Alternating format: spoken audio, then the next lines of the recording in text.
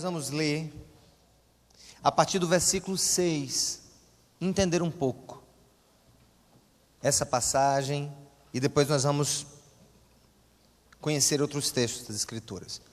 Todos acharam? Diz assim: Paulo e seus companheiros viajaram por onde, gente? Pela região da Frígia e da Galácia, tendo sido impedidos pelo Espírito Santo de pregar a palavra na província da Ásia. Vamos lá. Tendo sido impedidos pelo Espírito Santo de pregar a palavra na província da Ásia. Quando chegaram à fronteira da Mísia, tentaram entrar aonde? Na Bitínia. Mas o Espírito de Jesus os impediu. Então contornaram a Mísia e desceram a Troade. Durante a noite, Paulo teve uma visão, na qual um homem da Macedônia estava em pé e lhe suplicava: passe a Macedônia e ajude-nos. Depois que Paulo teve essa visão, preparamo-nos imediatamente para partir para a Macedônia. Vamos lá. Preparamo-nos de que maneira? Imediatamente para partir para a Macedônia, concluindo que Deus nos tinha chamado para lhes pregar o Evangelho. É interessante que nós falamos quarta-feira passada sobre libertação no nível do intelecto. Estão lembrados? Que nós falamos que há certas coisas que são decisões certas, que são tomadas, por exemplo, na hora errada. Isso é um tipo, pode ser um tipo de influência que o inimigo queira ter na nossa vida, porque ele sabe que não vai tirar do nosso coração o desejo de fazer o certo. Mas até o certo na hora errada é errado. Que coisa, né? Por exemplo, casar, é certo ou errado? É certo, é bom. Mas casar na hora errada é fogo. É punk. E aqui a gente está diante de um homem que tinha muitos planos. E todos os planos de Paulo a respeito das missões da igreja eram planos muito bons. Não tinha um que fosse ruim. Era tudo bom. Tudo bom. Queria pregar o Evangelho. Queria subir para lá, queria ir para outro canto. E nós vemos nesse texto que aconteceu um fato que não vemos com muita frequência, que é um processo de sensibilidade de Paulo à voz do Espírito, quando ele diz: o Espírito Santo nos impediu de pregar a palavra em certos lugares. A Bíblia não diz aqui que o Espírito Santo apareceu a princípio de maneira muito clara, através de uma visão ou de uma palavra. Foram as circunstâncias. A primeira coisa que a gente tem que fazer para entender se Deus está querendo trocar os nossos planos pelos dele, é saber se a gente está querendo ouvir isso mesmo. Por que eu digo saber se a gente está querendo ouvir? Porque ouvir é uma arte, mas ouvir também pode ser uma barreira. O não ouvir pode ser uma barreira. E o não querer ouvir mais ainda. Já ouviu falar? Você conhece gente que está conversando assim, às vezes, sobre um assunto, você está querendo convencê-la de um assunto, ela está olhando para você, mas ela não está ouvindo. Porque ela criou um mecanismo para não ouvir.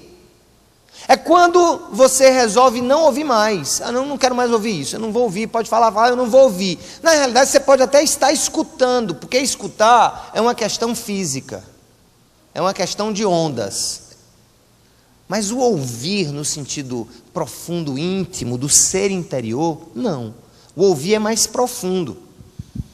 E eu fico pensando o seguinte, que Paulo ali passou por um processo de sensibilização por Deus. Deus começou a falar com ele pelas circunstâncias, a falar com ele talvez por alguma porta que ele fechou, talvez através de, uma inquietação no coração, ou até mesmo, talvez por causa de algo que aconteceu, que ficou ali claro para Paulo que o Espírito estava impedindo que ele continuasse no seu plano. Agora, ele tinha o direito de continuar no seu plano. Eu até acredito que se ele fosse teimoso, ele iria continuar. Rapaz, eu acho que isso é coisa da minha cabeça. Eu acho que Deus não está querendo falar comigo. Deus não está querendo falar comigo através das circunstâncias. Só um ponto para que ninguém se confunda. Eu não estou falando de escolher entre fazer o errado e o certo, o antiético e o ético, o justo e o injusto. Temos sempre que escolher fazer o ético, o correto e o justo. Porque tem muita gente, escuta aí, você vai entender porque eu estou dizendo, que diz assim, rapaz, eu não sei, eu estou querendo ouvir, eu quero saber, quero ouvir Deus se realmente Ele quer que eu deixe esse relacionamento adulterino. Mas peraí, tu quer o quê? Ouvir Deus sobre uma coisa que já está clara em Deus? Algo que já é da palavra de Deus? Eu vou procurar, não, gente, eu vou continuar sendo desonesto na minha empresa, porque primeiro de tudo, que eu acho que isso que eu estou fazendo não é desonestidade, porque todo mundo faz, mas se Deus falar comigo, eu deixo. Não, Deus não vai falar com você, Deus vai bater em você, porque você já sabe o que é que tem que fazer. Eu não tô aqui, gente, dando para nós a oportunidade de trocar os nossos planos errados apenas pelos planos certos de Deus. Eu estou querendo que a gente troque os nossos planos certos pelos planos perfeitos de Deus. É uma coisa diferente. É trocar o que é certo pelo que é perfeito. É outra coisa. Vocês estão entendendo o que eu estou querendo dizer? Aí eu pergunto uma coisa para você. São Paulo, quando queria pregar o evangelho ali onde ele estava indo, era um plano certo? Era um plano bom ou não? Mas era o perfeito plano de Deus para aquela circunstância? Não. Então, qual é a única maneira de eu discernir entre o que é bom e certo e o que é o perfeito de Deus? Eu tenho que ouvir. Obediência à voz. E para eu obedecer à voz, eu tenho que ouvir a voz. E para ouvir a voz, eu tenho que deixar de ser surdo, espiritualmente falando. Paulo não foi. É bem verdade que nós observamos que Deus talvez tenha tentado já de cara a direcionar Paulo que ele não deveria fazer o que ele estava fazendo.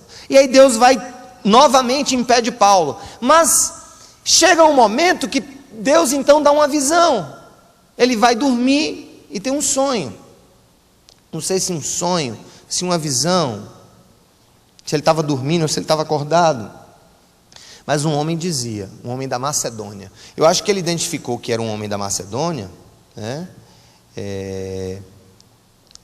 Porque a Bíblia diz que era um homem da Macedônia. Como é que ele sabia que era da Macedônia? Devia estar vestindo alguma roupa, ou devia ter alguma característica física de um macedônio, e não de um romano, e não de um etíope, um macedônio, sei lá, um tipo de roupa. E aí o homem diz assim, passa aqui e nos ajuda, vem para o nosso lugar, vem onde nós moramos. Ele estava convidando Paulo, então, a sair do que hoje a gente conhece como o estado dos turcos, a Turquia, e atravessar ali o mar, atravessar ali perto das ilhas gregas, e chegar lá na outra pontinha, na Macedônia. Essa visão aqui, ela tem a ver, esse plano bom de Deus, que é também perfeito e também é agradável, porque a vontade dele é boa, perfeita e agradável. A nossa pode ser até boa, mas nem sempre é perfeita. E pode ser que não seja agradável. A de Deus é boa, é perfeita e agradável. O plano de Paulo era bom, mas não era perfeito. Talvez fosse até agradável, mas não era perfeito. E naquela hora Deus queria que Paulo ingressasse em um plano bom, um plano agradável, mas também um plano perfeito. E aquilo, a decisão de Paulo ouvir aquela voz, iria mudar, gente, para sempre a vida de um continente inteiro, que hoje nós conhecemos como Europa. Macedônia era a porta para a Europa, vindo da Turquia. E ele ouve aquela voz, e ele diz, o que é que a gente tem que fazer também no processo? Primeira coisa que eu tenho que fazer no processo de trocar os meus planos pelos planos de Deus. Primeiro, repita, ser capaz de ter sensibilidade à voz de Deus e às evidências da sua vontade. Agora tem um detalhe, quando Deus quer que a gente mude os nossos planos pelo plano dele, Ele quer que a gente faça isso ontem. O fator obediência, como alguém abriu a boca muito corretamente aí para falar, ele passa pelo ouvir, mas ele passa por uma decisão imediata de fazer o que Deus quer que eu faça. Se eu tenho convicção que Deus está querendo que eu faça algo, eu preciso fazer já. Agora. Por exemplo, se Deus de alguma maneira está falando com alguém aqui sobre alguma coisa, e você estava esperando por essa palavra, por alguma palavra de Deus nesse sentido, e se Deus quer que você mude, se Ele está dizendo faça isso mesmo, não seja tardio. E Paulo não foi tardio. Observe que quem narra o fato, quem é que narra o fato? Não é Paulo, quem narra o fato é outra pessoa. Olha o que diz aqui, versículo 10. Depois que Paulo teve essa visão, o quê? Preparamo-nos. Era um grupo. Quem narra Atos é Lucas, o escritor do Evangelho. E quem estava com Paulo ali? Paulo estava com Silas. E estava também com Timóteo. E com Lucas. E o grupo decide ali romper todos os projetos bons que eles tinham e seguirem juntos em direção ao plano que eles não entendiam muito bem, mas que eles estavam dispostos a imediatamente, disse Lucas, nós nos preparamos e fomos para a Macedônia, concluindo que Deus nos tinha chamado para lhes pregar o Evangelho. Bem, repita comigo. Eu preciso estar disposto ou disposta a trocar os meus bons planos pelos planos perfeitos de Deus. Mas para isso, preciso ouvi-lo. Mas para ouvi-lo, preciso ser sensível à sua voz e à sua palavra. E além disso, preciso cumprir imediatamente. Imediatamente. Então você não entendeu. Imediatamente.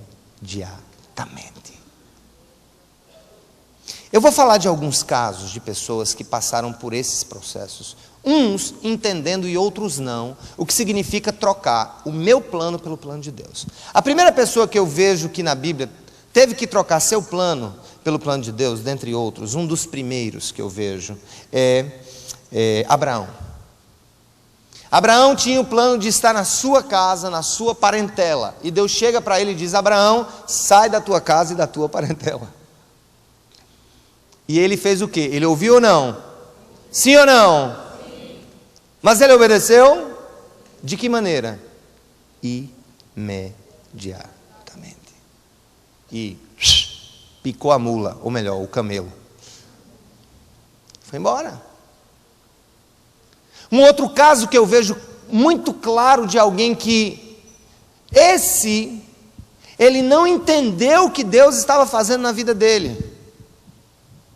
E talvez, e aí eu quero dizer uma coisa, vamos agora nos colocar na posição de passividade. Vamos dizer que nós não tenhamos condição de decidir certas coisas na nossa vida, e que nós somos então controlados ou conduzidos por circunstâncias. José é um caso claro de alguém que os irmãos quiseram definir o seu futuro. Ele tinha um plano, ele tinha um sonho de Deus, que ele iria reinar sobre os irmãos e sobre a família. Quando os irmãos ouviram isso, jogaram o menino numa cisterna, iam matá-lo. Pela intervenção de 2 dos irmãos, ele foi vendido a mercadores ismaelitas que iam para o Egito. Ele foi para o Egito. E lá, mais uma outra pessoa definiu a sua vida, definiu os seus planos. Além dos irmãos terem definido os seus planos, além, quando ele chega lá, uma mulher desonesta cria uma circunstância como se ele tivesse tentado abusá-la, e o seu marido, que era o chefe de José, joga-o na cadeia, porque ele foi fiel. Outra pessoa definiu a vida de José naquele momento. E eu fico pensando, gente, quando nós temos o coração no Senhor e o desejo de fazer a sua vontade e fazer de maneira plena tudo que Deus quer que a gente faça, até o calabouço da vida se transforma como trampolim para a exaltação daqueles que temem e obedecem a Deus imediatamente. José então teve os seus planos mudados por outras pessoas, mas o coração dele estava em Deus, e como o coração dele estava em Deus, o plano que os irmãos tiveram de matá-lo não foi possível. O plano dos irmãos de torná-lo escravo foi possível por um tempo, o plano de mantê-lo preso também por um tempo, mas chegou uma hora que José foi alçado à posição de governador do Egito.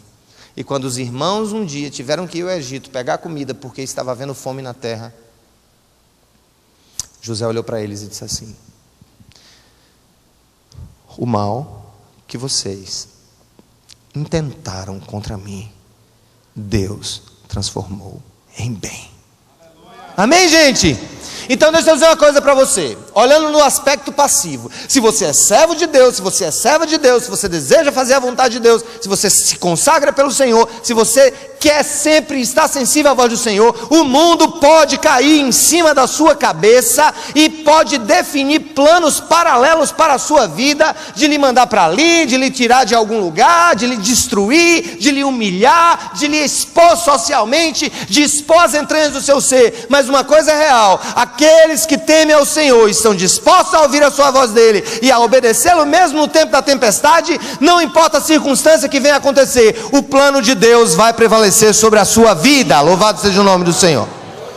Sempre vai prevalecer.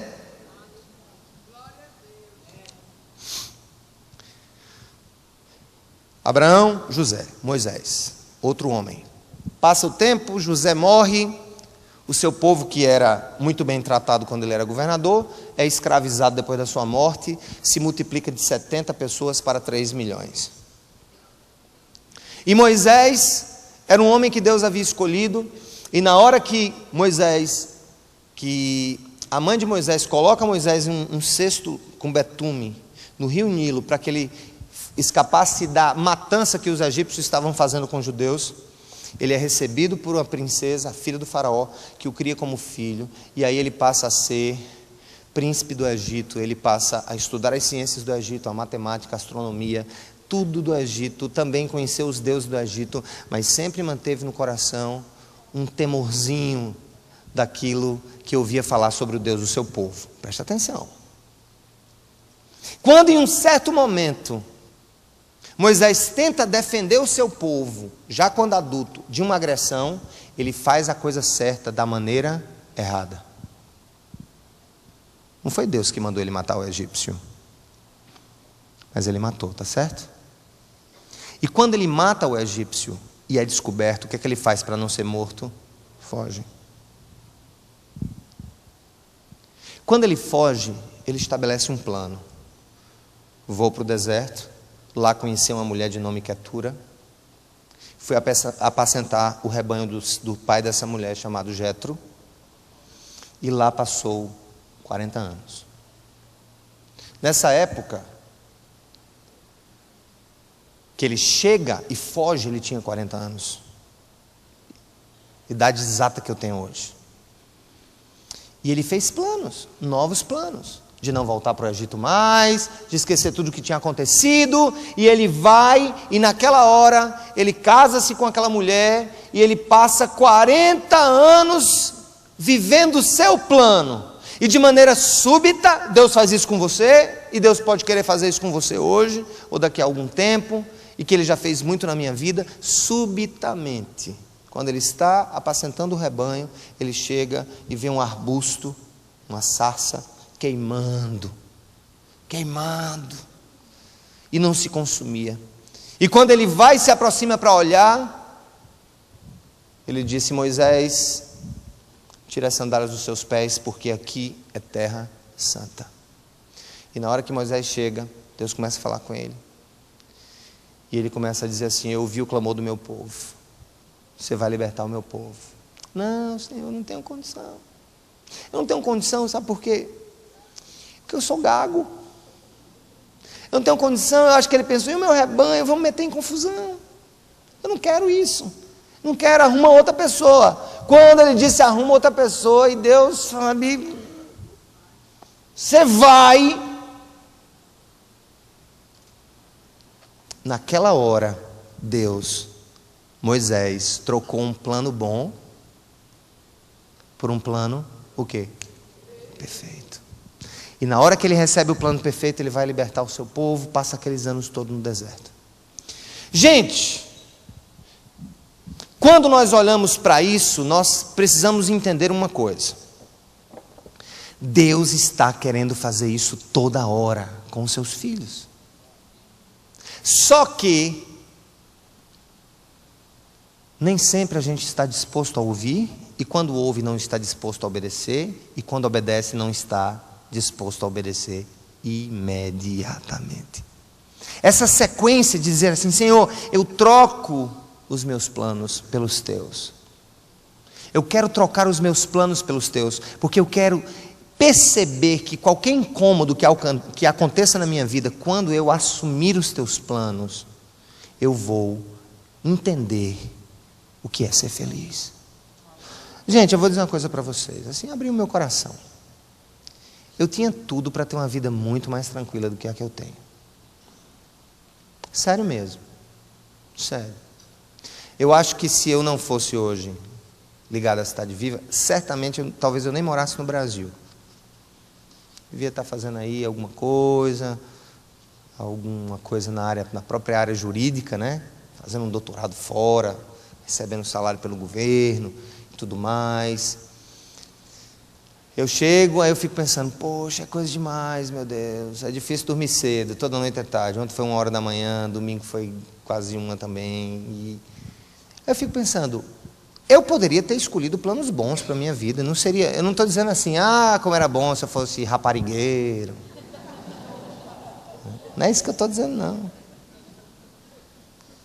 Desculpa o nome aí, tá? Porque não tem outro nome, né? Não conheço. Quengueiro. Não é isso não. Eu estou dizendo assim, Senhor, eu acho que eu poderia estar fazendo coisas legais, tranquilas na minha vida, enfim. Aí eu fico pensando, né, quando eu fiz essa viagem, há um tempo, lá para o Juazeiro.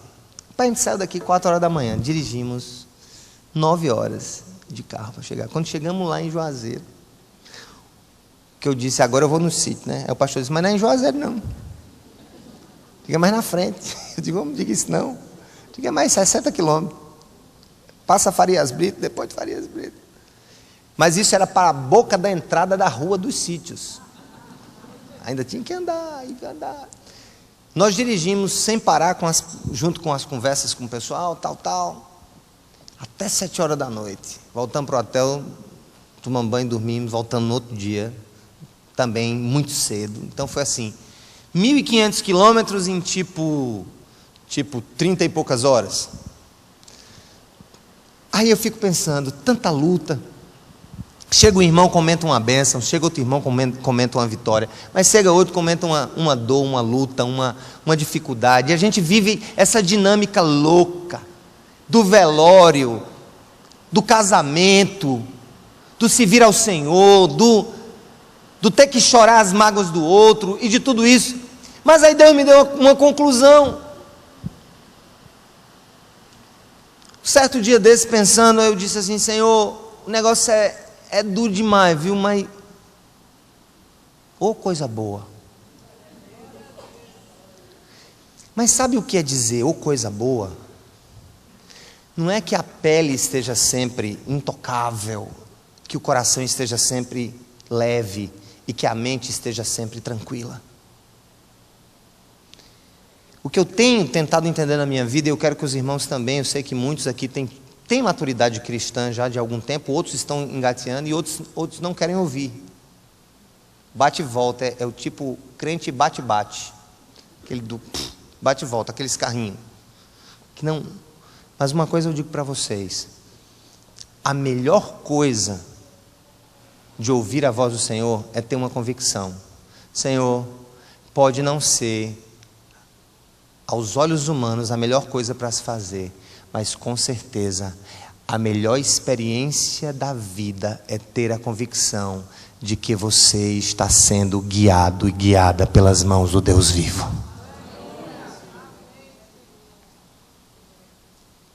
Busque isso, porque se você não tiver essa consciência, falo para os obedientes agora, falo para os que querem ouvir a voz do Senhor, falo para os que estão lutando para ouvir a voz do Senhor, falo para os que estão ralando para ouvir a voz do Senhor, falo para os que estão sofrendo por ouvir a voz e cumpri-la imediatamente.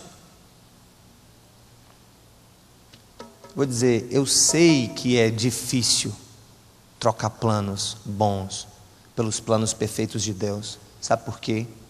Porque os planos perfeitos de Deus, nem sempre, eles têm gosto de mel.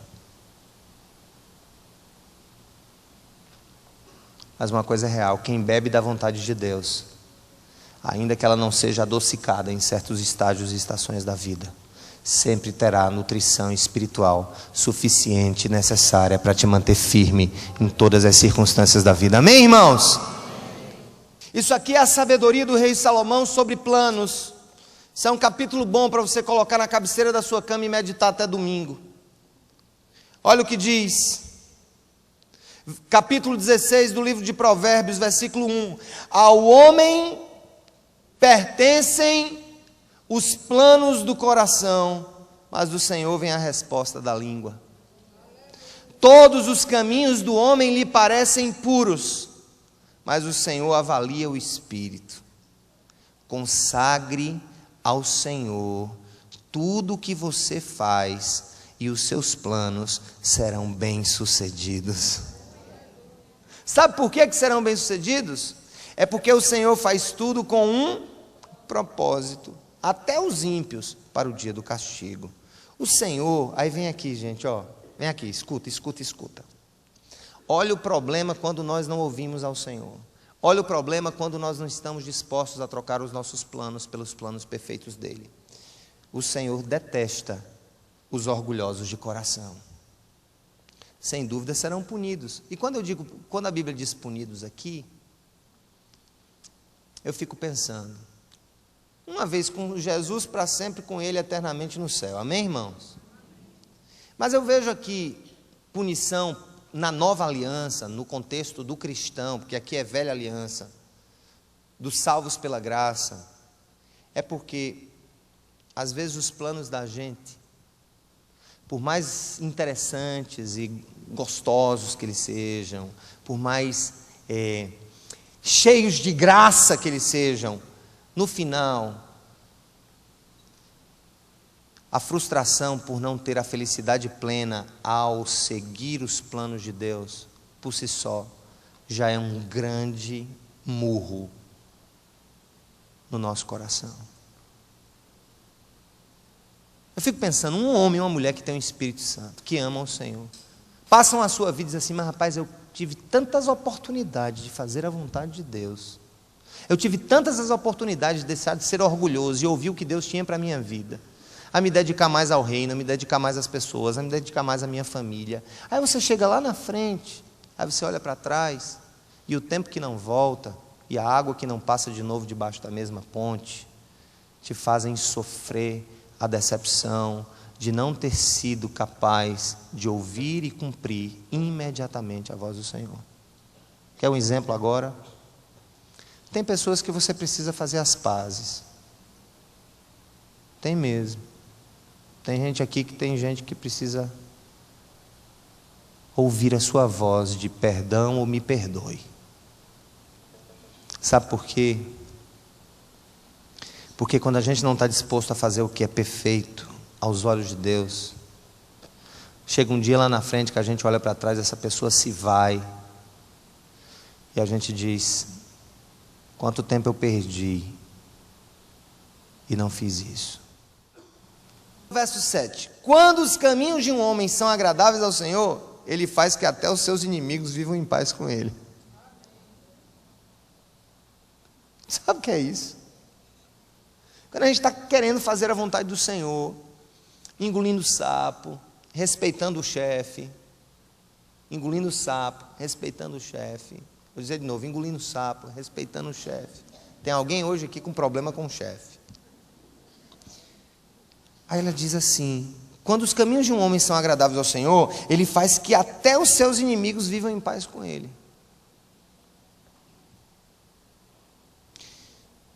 Vamos lá, versículo 9, olha que coisa linda.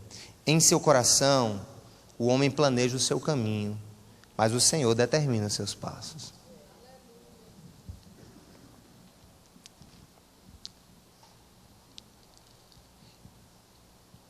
E eu quero ir para o último versículo de Provérbios desse capítulo 25. Aí vem o tão conhecido verso sobre quando nós não queremos trocar os nossos planos pelos planos de Deus, porque achamos que eles são bonitos, os nossos. Ah, não, vou trocar não, está tão legal aqui, fica mais um pouco, amor. Só mais um pouquinho. Senhor, está tudo tão bem, tudo parece tão bonito, tudo parece tão organizado. Escuta, eu quero dizer uma coisa para você, gente. A maior fonte de quebra-cara na vida de um homem e de uma mulher de Deus não é o desejo de fazer a vontade dele, porque eu sei que a gente tem em algum nível. É a ingenuidade de achar que tudo que brilha é ouro. É a ingenuidade de achar que toda proposta bonita vem de Deus. É achar que todo telefonema interessante, galanteador, é de um homem de Deus. É de achar que toda proposta e que toda profecia vem de Deus.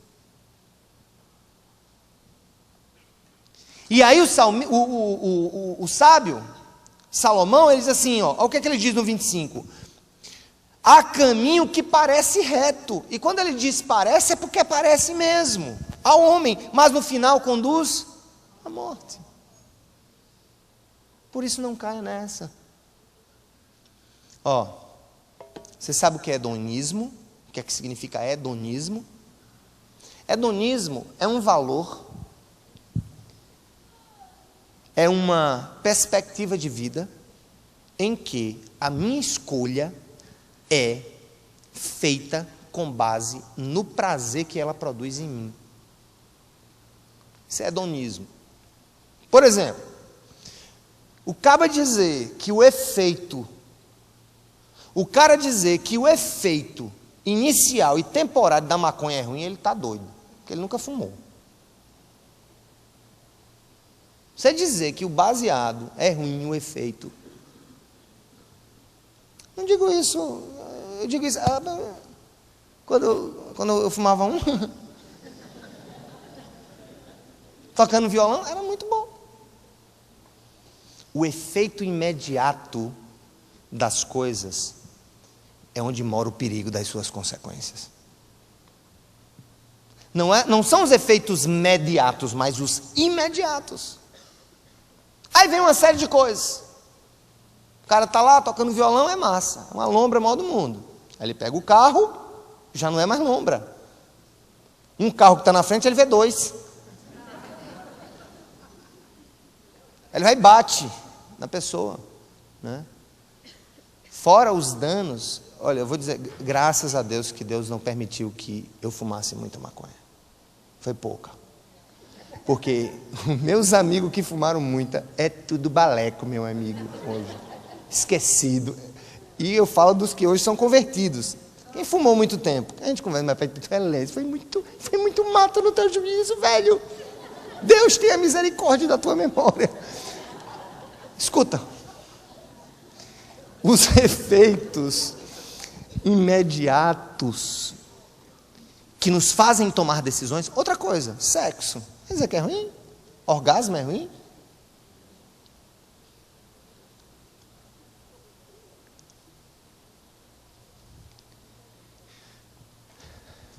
Dica bem simples. Se a gente conseguir vencer a tentação de ser guiado pelo prazer das nossas decisões, a gente vai ser vitorioso.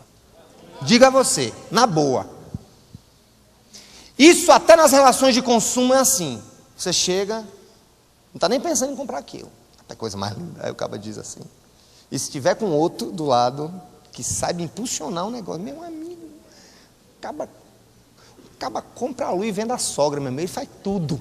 Ele chega, carro, por exemplo, né? Por exemplo, o cara está assim, a gente, eu lá em casa com o Samara, a gente está se programando para fazer algumas coisas relacionadas à construção, mas, e aí já faz 4 anos que a gente tem um carro, a gente tem só um carro, né? E a gente decidiu que vai passar mais uns 2 anos para ver se troca. Bem, isso é a nossa vontade imediata, mas aí a gente foi levar o carro para consertar. Fui levar o carro para consertar, aliás, 50 mil quilômetros, a revisão. Aí estourou o negócio de uma peça, lá teve que trocar a peça. Lá vai 1000zinho. Digo, meu Deus, que pecinha, cara. Aí Samara disse, mas Sérgio, tu não sabe. O vendedor chegou para mim, mas rapaz, negócio de gastar 1000 com essa peça, por que você não passa esse carro? Porque 1000 já é a prestação do novo. Aí trouxe o catálogo para mim. Carro mais lindo do mundo. Aí aquilo vai crescendo e eu já estava na hora. Eu digo, liga agora, liga. Estava tão ansioso quanto moção, sabe? Liga. Aí eu, para. Eu vou me endividar agora com isso. Se você conseguir vencer a primeira meia hora de tentação consumista, você é um campeão!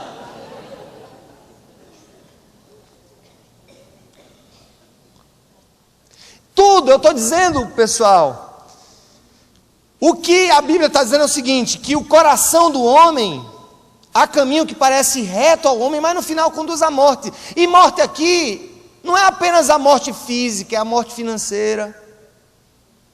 Tem gente que está vivinho, pinotando para lá e para cá, mas está morto financeiramente, acabado. Ele está devendo para mais 3 gerações na frente, ele não paga, está morto.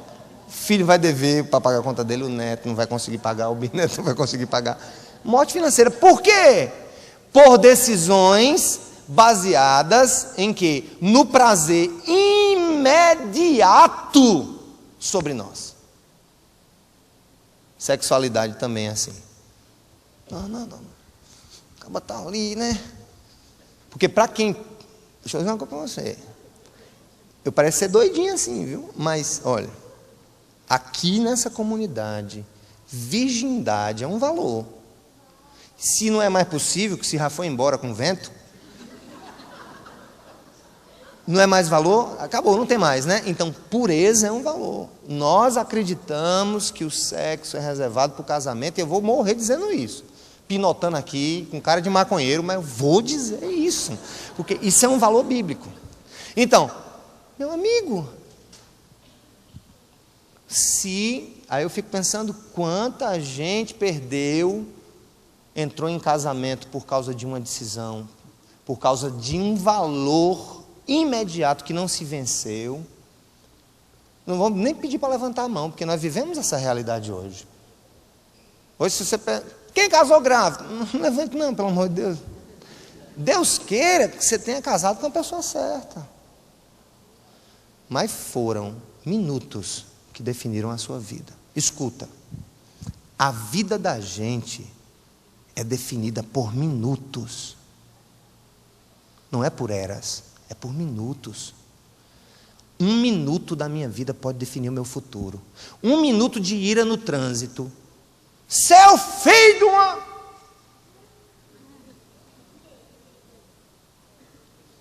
Aí o caba faz...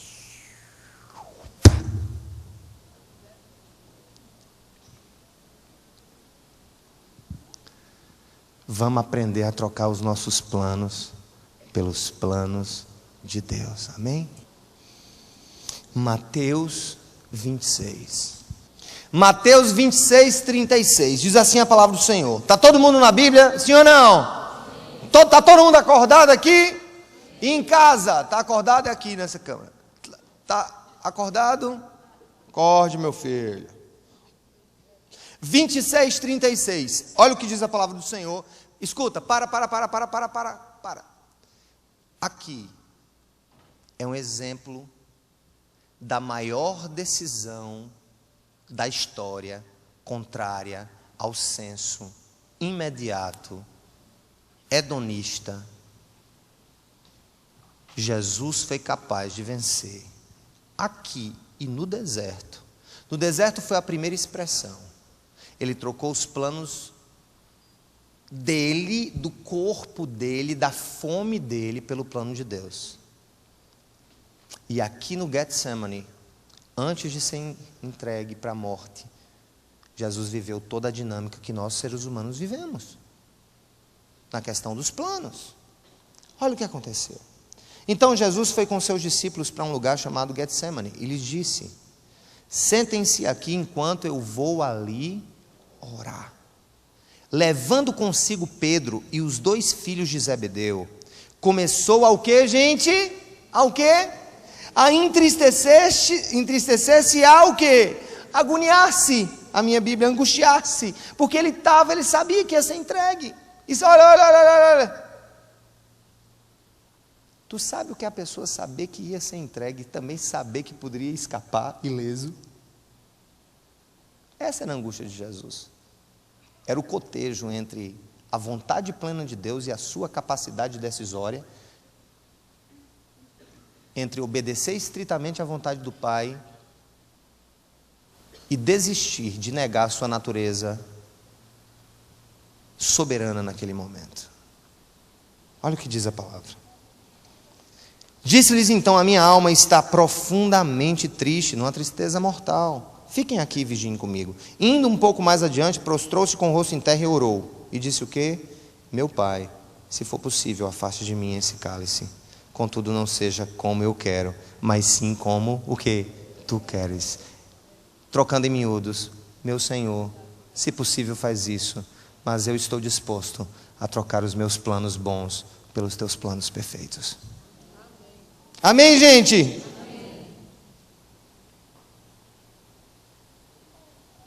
Aí ele vem e diz assim: depois voltou aos seus discípulos e os encontrou dormindo. Vocês não puderam vigiar comigo nem por 1 hora?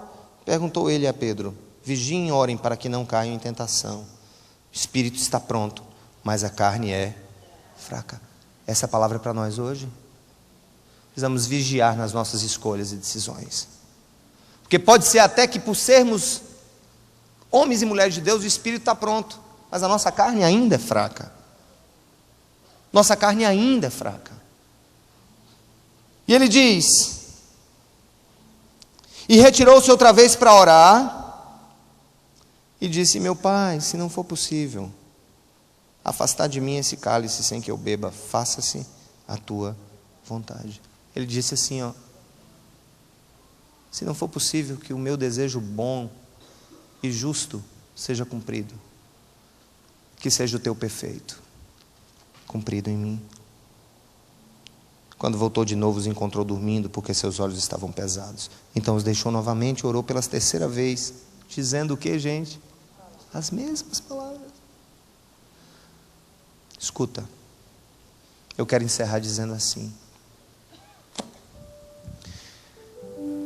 se fosse fácil trocar os nossos planos pelos planos de Deus,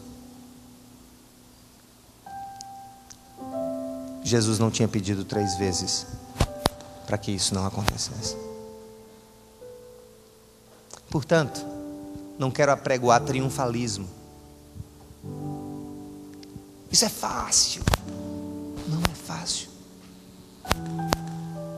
Você, minha irmã solteira, eu sei que não é fácil você se manter pura, especialmente se você não é mais moça. Eu sei, meu irmão, que não é fácil você se manter puro, especialmente se você foi um homem casado e não é mais. Eu sei, meu irmão e minha irmã, que não é fácil manter as contas da empresa justas e corretas, quando milhares de outros concorrentes são desonestos. Eu sei, jovem, que não é fácil manter a pureza dos olhos na privacidade do teu quarto e diante da tela do teu computador. Eu sei, porque eu também sou como vocês. E o nosso Senhor sabe também. Porque se fosse fácil desistir da vontade de Deus e escolher uma rota mais curta, Ele não teria pedido 3 vezes: afasta de mim esse cálice, Senhor. Mas uma coisa eu sei: Jesus venceu.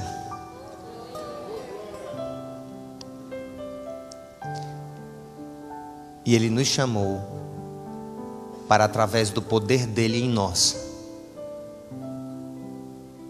para sermos vencedores como Ele venceu. Amém.